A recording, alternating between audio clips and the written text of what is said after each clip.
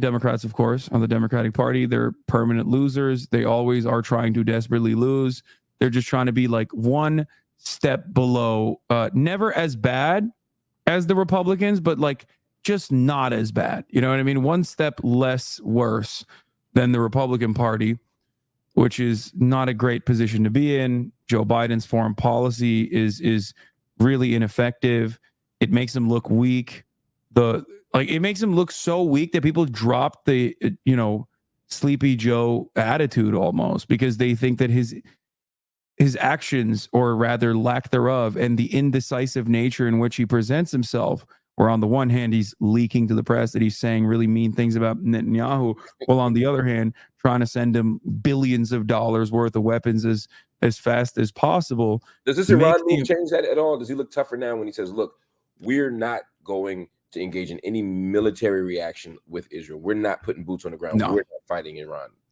Not yet. No shot. No, I don't. That would require people to like pay that much attention. And the fact that it got to this point implies that people genuinely don't pay attention to begin with.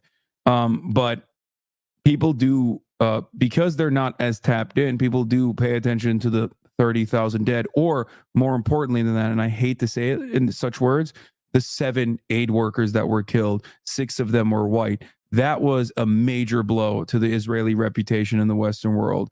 Like, that caused irreparable harm. You're muted again. This is why you're a streaming expert. Dead white people are always bad for business.